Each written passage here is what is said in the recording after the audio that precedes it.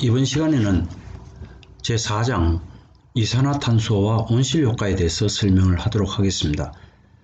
이산화탄소는 분자 구조의 CO2를 나타내고 있습니다. 탄소 하나에 원자 하나에 산소 분자 하나가 붙어있는 이런 구조를 가지고 있습니다. 이중결합입니다. 그래서 어쨌든 CO2라고 우리가 표현을 하고 CO2가 생성이 되고 그 다음에 이제 배출이 될 뿐더러 이산화탄소가 그러면 제거가 되고 축적이 되는데, 그럼 어떻게 제거가 되고 어떻게 또 축적이 되는지에 대해서 설명을 하도록 하겠습니다. 그럼 이것이 어떻게 해서 또 온실 효과를 유발시키느냐에 대해서 설명을 하겠습니다. 우선 이산화탄소의 생성은 화석연료, 그러니까 석탄이나 원유의 연소에 의해서 지구에 있는 산소와 결합하여 물리적인 현상으로는 우리가 연소라 그러고 화학적으로는 산화가 된다고 합니다. 그 현상의 하나로 숲이나 초원이 화재에 의해서 이 숲이나 초원에 있는 나무나 풀에 탄소 성분이 있는데 거기에 산소가 달라붙는 그 결국은 이제 만들어지는 것이 이산화탄소입니다. 또는 동물의 활동 또는 산업활동으로 만들어진 배출가스, CO2 가스 이런 것들이 이제 만들어지고 대기권으로 배출이 되게 됩니다. 이것이 어떤 현상으로 귀결이 되느냐 하는 것에 대해 가지고는 이 화석연료를 대량으로 연소를 시키지 않았을 때는 특별히 문제가 되지 않았지만, 실제로 지금 산업혁명 이후로 많은 화석연료를 사용을 함으로써 지구가 따뜻해짐을 여러 연구자들이 알게 되었습니다. 그래서 이것이 그럼 자연적으로는 어떻게 없어지고 인위적으로는 어떻게 해서 없어질 수가 있는지에 대해서 이제 설명을 하게 되면, 우선 자연적으로는 식물이 광합성을 하면서 이 내용은 이 화학식은 뒤에 나옵니다. 식물이 광합성을 하면서 CO2, 대기 속에 있는 CO2가 제거가 되면서 탄수화물을 만들게 되고, 그 다음 물에 용해를 시켜서, 바닷물을 포함한 물에 용해를 시켜서 CO2가 물에 용해가 돼서 H2CO3의 형태로 용해가 됩니다. 그럼 이도저도 되지 않는 그럼 남아있는 것들은 어떻게 되느냐? 그럼 축적이 되겠죠. 왜 축적이 되느냐? 원래는 이 온실가스 바깥으로 나가야 되는데, 이것처럼 어떤 층을 이루고 있을 때는 바깥으로 나갈 수가 없습니다. 그래서 결국은 위 두 가지 요인에서 제거되지 못한 과잉의 이산화탄 CO2는 대기권에 머물게 되면 점점 축적을 하게 됩니다. 이 축적이 됨으로써 문제가 이제 발생을 하게 되는데, 그럼 왜 축적이 되느냐 하는 것을 이해를 합니다. 그러면 왜 이산화탄소가 왜 생성이 되고 그 배출이 되는데, 자연적으로 식물에 의해서 또는 물에 녹아서 비가 올 때 대기 속에 있는 CO2가 H2CO3로 지구상으로 떨어지면은 그게 이산화탄소가 제거가 되는데, 그럼 왜 축적이 되느냐 하는 문제를 가지고 이제 설명을 하게 됩니다. 그래서 왜 축적이 되느냐 하면서 도망을 못 가게 하는 원인 물질이 있습니다. 원인 물질에 의해서 다음에 보는 이런 온실의 층을, 이 대기권을 형성을 하고 있기 때문에 바깥으로 나가야 되는데 나가지 못하고 지구상으로 자꾸 떨어집니다. 이런 문제를 가지고 우리는 온실 효과라고 그럽니다. 자, 그러면 지난 16만 년간의 이 이산화탄소의 양의 변화하고 지구의 온도의 변화에 대한 그래프를 지금 보고 있습니다. 그 지구 표면의 평균 온도하고 대기 중 이산화탄소의 평균 농도의 변화량을 본다면 거의 트렌드는 비슷한 트렌드를 가지고 있습니다. 따라서 이산화탄소가 많아질 때의 지구 온도가 증가를 하고 이산화탄소의 농도가 떨어짐에 따라서 이 지구의 온도가 떨어진다는 이 트렌드를 알게 되었습니다. 그래서 이 분석에 의하면 약 1만 년 전에 끝난 마지막 대빙하 시대의 이래로 우리는 따뜻한 간빙기, 그러니까 빙하 시대의 중간에 와 있다고 할 수 있습니다. 자, 일단은 상당히 문제가 되는 현상을 우리가 이해를 하게 되었습니다. 그럼 어떻게 했냐면 여기 있는 이 연구원들이 하고 있는 것이 뭐냐면 그린란드의 얼음에서 채취한 이 얼음입니다. 이 얼음 속에 있는 CO2의 농도를 측정을 해가지고 그 다음에 그 온도의 변화와 이산화탄소의 축적이 어떻게 해서 이루어졌는지에 대해서 연구를 하고 있습니다. 그럼 온실의 효과는 그러면 아까 설명한 대로 왜 못 나가는 건지 왜 자꾸 축적이 되는 건지 여기에 대해서 설명을 하도록 하겠습니다. 그럼 온실 효과라는 것이 뭐냐면 태양빛이 지구 표면에 도달한 뒤에 적외선으로 방출을 하는데 대기 속에 있는 다양한 기체들이 이 적외선을 도망가지 못하게 하는 현상이다. 그럼 결국 그 대기 속에 있는 이산화탄소, 수증기, 메탄 등의 분자가 적외선을 흡수하여 지구 대기권을 따뜻하게 만드는 현상을 우리가 온실 효과라 합니다. CO2만 문제가 되는 것이 아니라 물론 제일 큰 영향을 미치는 것이 이산화탄소이지만 수증기 H2O, 메탄도 역시 영향을 많이 미칩니다. 그래서 그런 현상을 우리가 온실 효과랍니다. 적외선은 이런 파장을 가지는 전자 기파입니다. 자, 그러면 적외선에 해당되는 UV는 복사선의 세기가 이렇게 되어 있습니다. 파장이 여기서부터 여기까지 되어 있고, 그래서 적외선이 8%이고, 그 다음에 가시광선이 39%이고, 자외선이 53%입니다. 자, 그러면 우선 이걸 먼저 보면 적외선하고 자외선을 이제 두 가지를 보게 되면 이 자외선은 파장이 굉장히 짧습니다. 굉장히 파장이 짧으면서 상대적 에너지가 높고, 그다음 적외선은 파장이 길면서 상대적 에너지가 낮습니다. 자, 그러면 적외선이 에너지가 낮습니다. 적외선이 에너지가 낮습니다. 자, 그러면 이 그림을 보면 이렇게 되어 있습니다. 자연적인 온실 효과 ABC로 나옵니다. 그러면 제일 처음에 태양빛이 지구를 내리쬐입니다. 그래서 낮은 대기층을 침투해서 지표면을 데웁니다. 이렇게 합니다. 그 다음에 이제 필요한 양만큼이 데워지면 다행인데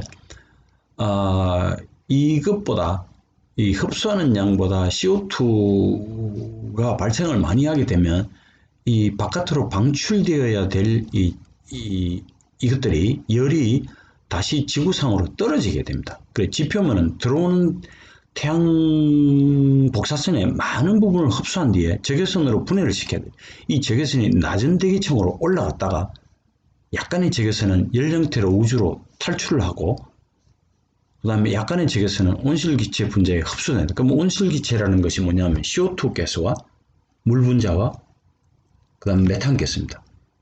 이것들이 흡수가 되어 더 긴 파장의 적외선으로 방출되어 낮은 대기층을 데우게 됩니다. 그러니까 결국 지구가 뜨거워지는, 더워지는 그런 현상을 나타내게 됩니다. 그래서 온실기체 농도가 증가함에 따라서 이 분자들이 적외선을 더 많이 흡수하고 방출하여 더 많은 열을 낮은 대기층에 더하게 됩니다. 그러면서 이 지구가 더워지는 그런 현상을 우리가 온실 효과라고 합니다. 자, 그래서 그거를 금방 본 대로 이 파장이 짧은 자외선, 이게 상대적 에너지가 크고, 그 다음에 이 상대적으로 파장이 긴 적외선이 상대적 에너지가 낮습니다. 자, 그래서 각 유형의 복사선은 분자와 물체에 각각 다른 영향을 줍니다. 자, 그걸 보면 우선 어떤 영향을 주는지에 대해서 한번 우리가 이해를 해봅시다. 적외선이 굉장히 중요한 역할을 한다고 그랬습니다. 가장 낮은 에너지를 갖습니다. 적외선이 가장 낮은 에너지. 그래서 화학 결합을 깰 수는 없지만 굽힘이나 진동, 바이브레이션 뭐 이런 것들로 물체가 따뜻해질 수 있어서 열 복사선이라고 합니다. 그러면 지구상에 가장 많은 이 대기의 성분이 뭐냐면 질소가스와 산소입니다. 이 적외선을 흡수하지 않으면 온실 효과에 관여하지 않습니다. 그래서 이 온실 효과에 관여하는 이 세 가지의 기체를 우리가 뭐냐면 CO2, 이산화탄소, 메탄가스, 수증기라고 합니다. CO2, CH4, H2O. 이 적외선을 흡수하고 그 이유는 분자 내의 결합의 신축, 굽힘, 운동과 관련된 에너지가 적외선의 에너지와 동일하기 때문에 붙잡혀 있습니다. 따라서 이 세 기체는 지구 온난화에 중요한 역할을 하게 됩니다. 자, 이해를 하게 되면 이산화탄소가 굉장히 중요한 역할을 하지만 결국은 이 세 가지의 기체가 지구상에 존재함으로써 적외선이 바깥으로 나가야 되는데 그 적외선의 에너지와 동일하기 때문에 적외선이 대기권 바깥으로 못 나가게 되는 그런 그 현상을 우리가 그린하우스 이펙트, 그 다음에 지구 온난화의 현상이다 이렇게 본다 이거죠. 자, 그러면 대기 중의 이산화탄소 농도는 꾸준히 상승해 왔다는 거죠. 1970년 중반부터 현재까지 꾸준하게 이제 농도가 증가하고 있다 이렇게 봅니다. 자, 그러면 우선 지난 150년간의 온도와 그 해수면 적설량의 관계를 보면 이게 사실은 오르락내리락 하고 있지만 실제로 그 전체적인 트렌드는 증가하고 있습니다. 지구 표면의 온도가 증가하고 있고 거기에 따라서 해수면의 높이도 증가를 하고 있고 비록 높이는 별로 많이 안 달라지지만 어쨌든 증가를 하고 있고 대신에 북반구에 있는 그 눈이 쌓이는 적설량이 트렌드에 따라서 점점 줄어들고 있습니다. 자, 그런 현상으로 인해서 지구의 온도가 높아지고 있다. 이렇게 우리가 표현을 할 수가 있습니다. 그럼 이산화탄소 이외의 온실기체는 뭐가 있냐? 아까 표현한 대로 메탄가스, 물 분자 이런 것들이 있습니다. 왜 그러냐 하니까 적외선의 이 바이브레이션하고 같은 진동을 하기 때문에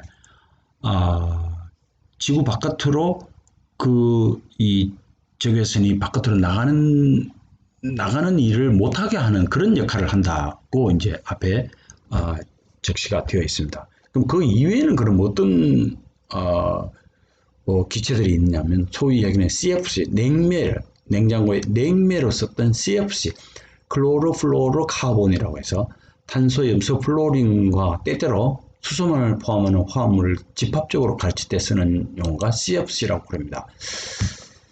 자, 거기에 해당되는 것들이 뭐가 있냐면 이 CFC, 그 다음에 메탄가스, CO2, 그 다음에 N2O 이렇게 되어 있습니다. 그래서 우선 이 2000년 초반에 CO2의 가스 농도하고 1750년 이전의 농도로 비교를 한다면 상당히 100ppm 정도, 90ppm 정도가 변화가 있었습니다. 마찬가지로 이런 CFC는 1750년까지는 냉매라는 걸 모르고 살았습니다. 인류가. 그러다가 냉장고가 발명이 되면서 이 기체가 무분별하게 대기권으로 바깥으로 나가게 됩니다. 그래서 역시 마찬가지로 이 CFC도 온도를 붙잡을 수 있는 그런 능력을 갖게 됩니다. 자, 그래서 핵심적으로 얘기하면 온실가스라고 하면 우선 적외선하고 관계되는 것이 이산화탄소하고 그 다음에 물 분자하고 메탄가스입니다. 거기에 더하여 CFC, N2O 이런 것들이 영향을 미친다고 볼 수 있습니다. 그럼 복사냉각이라고 있습니다. 대기 중에 수증기가 적어서 맑은 날 밤에 지구로부터 열 손실이 겨울밤에 증가하는 현상. 열 손실이 증가한다는 얘기는 지구가 차가워진다 이런 뜻입니다. 그 차가워지는 이런 현상을 우리가 복사냉각, 레디에이셔널 쿨링이라고 그럽니다. 자, 그 다음에 그럼 이 온실기체의 원천 물질은 뭐냐고 하면 기본이 되는 것을 CO2 가스라고 봅니다. 그 다음에 메탄, N2O에 오존, 그 다음에 CFC 이렇게 되면 그 기본이 되는 온실인자의 값을 이산화탄소의 온실인자의 값을 1이라고 봤을 때 그 존재량을 퍼센트로 해도 3.75 곱하기 10-2%, 10-2승%만큼이 있는데 그거하고 이런 CFC의 농도를 비교하면 10의 6승만큼의 차이가 있습니다. 이게 10의 6성만큼의 차이가 있는데 이게 얼마나 되냐면 10,000배 정도가 높습니다. 온실 인자가 10,000배. 그러면 10의 6성과 10,000배를 상쇄하면 100만큼의 차이가 납니다. 10의 6성에서 4성이니까 그럼 결국 100만큼의 차이 나니까 CO2 가스가 대륙권에 존재하는 양의 퍼센트로 볼 때 온실 인자에서 크게 영향을 미치는 기체다. 이렇게 봅니다. 자, 우선 우리가 이해하기로 CO2 가스가 지구온난화에 굉장히 크게 영향을 미치는 가스의 하나의 종류다. 이렇게 봅니다. 메탄 가스는 그거보다 30분의 1이고 그 다음에 오존은 2000분의 1이다. 이렇게 봅니다. 거기에 존재하는 양 자체가 또 적습니다. 자, 그러면 온실기체의 원천 물질이 뭐냐 하니까 이 원천 물질이 이제 제거가 되는데 제일 처음에 식물에 의해서 제거가 되는데 광합성에 의해서 없어진다.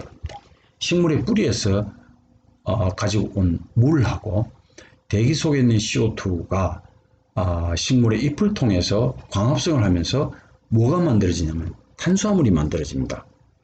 탄수화물은 대표적으로 포단, 과당, 셀룰로스 얘기들인데 거기에 따라서 이산화탄소가 바닷물에 녹듯이 마찬가지로 물에 흡수가 되면 CO2 플러스 H2O로 H2CO3의 형태로 물에 녹게 됩니다.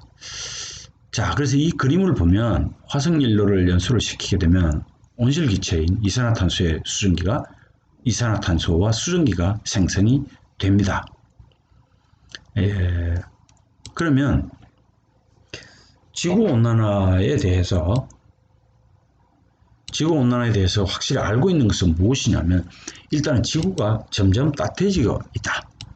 대부분의 과학자가 인류는 그것에 대한 책임이 있다.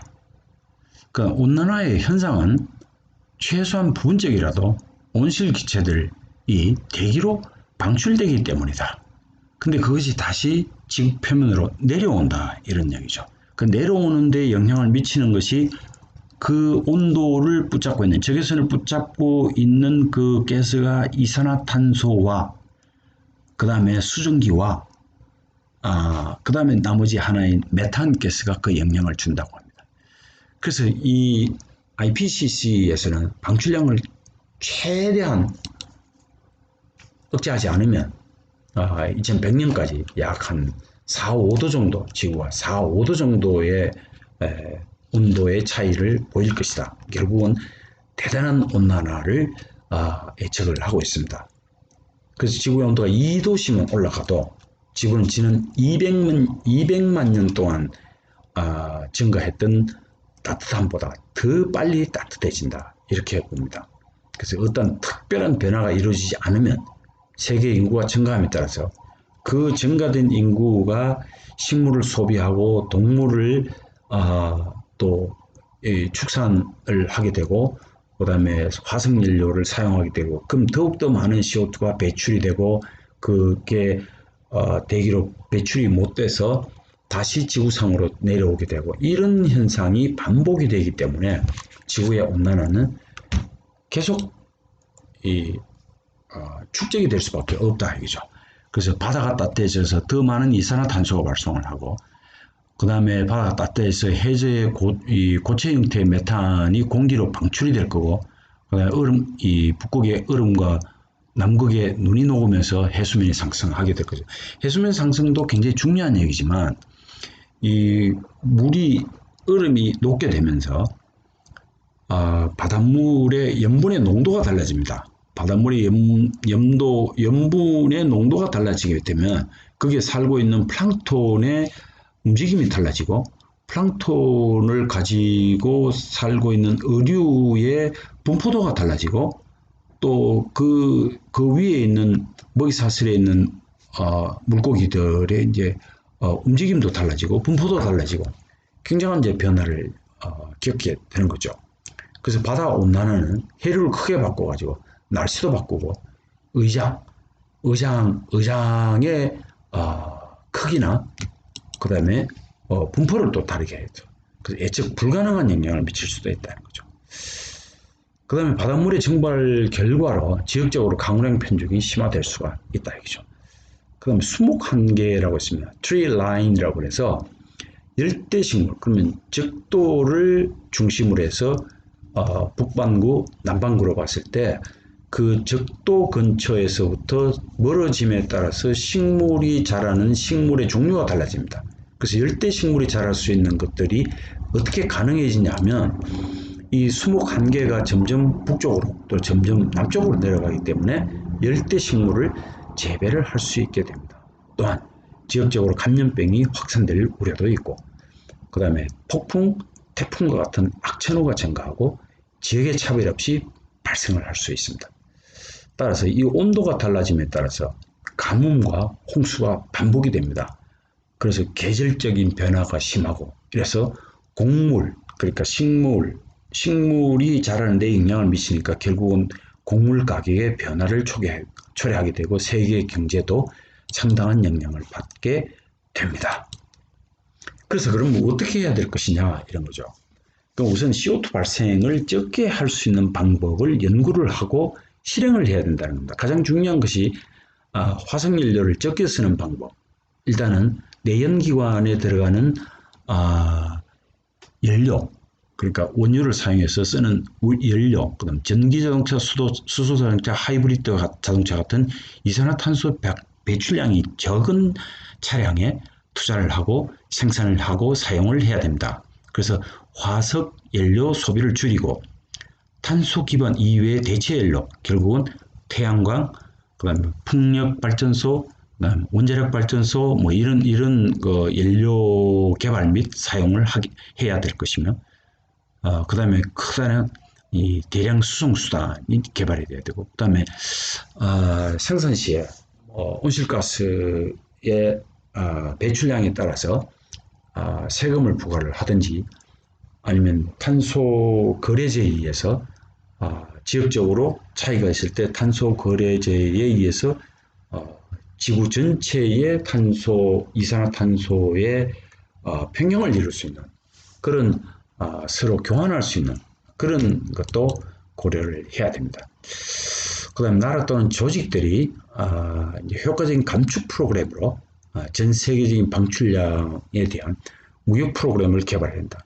그것이 뭐냐면 탄소세 부과에 따른 탄소 거래제 이런 내용입니다. 이런 것들을 프로그램을 개발해서 서로 교환할 수 있도록 주고받고 이렇게 해야 됩니다. 그 다음 온실 기체를 발생시키지 않는 새로운 기술 개발을 해야 합니다. 원자력 발전, 아까 얘기한 대로 풍력 발전, 태양광 발전 이런 것들 상당히 많은 효과가 있었습니다. 그 다음 이제 하나의 대안으로 이제 바다에 이산화탄소를 녹여서 농도를 낮추자, 지구의 농도를 낮추자, 이런 연구도 지금 하고 있는 중입니다. 그래서 물론 이런 것들이 상당히 좀 비용이 많이 들지만 어쩔 수 없을 때는 이 방법도 사용을 해야 되겠죠. 자, 그래서 아까 얘기한 대로 바다의 플랑크톤의 종류가 달라지고 분포가 달라지고 어류의 움직임도 달라지고 분포가 달라진다고 했습니다. 그 이유가 뭐냐면 수온의 차이도 있겠지만 수온의 차이라기보다는 얼음이나 눈이 녹음으로써 염분의 농도가 달라지기 때문에 플랑크톤이 살 수 있는 환경이 달라집니다. 그래서 이런 과정에서 어류의 먹이사슬도 지역적에 따라서 달라질 수도 있다는 거죠. 또 이제 엉뚱한 소리이겠지만 먼지를 대륙권에 이제 수송해서 햇빛을 반사시켜서 온난화에 대응하자 이런 내용도 있지만 상당히 좀 이해하기가 힘든 그런 내용이다. 그 다음에 인구 증가는 어차피 지금은 굉장히 폭발적이지만 인구 증가를 좀 낮추고, 그 다음 내연기관 이용과 화석연료로 인한 연소를 줄이도록 노력을 해야 된다. 자, 일단은 이런 모든 원인에 대해서 우리가 이 원인 물질을 지구상으로 내보내는 일을 상당히 줄여야 되는 그런 입장에 있으니까 거기에 노력을 함으로써 온실 효과를 대비해야 된다고 생각을 합니다. 이상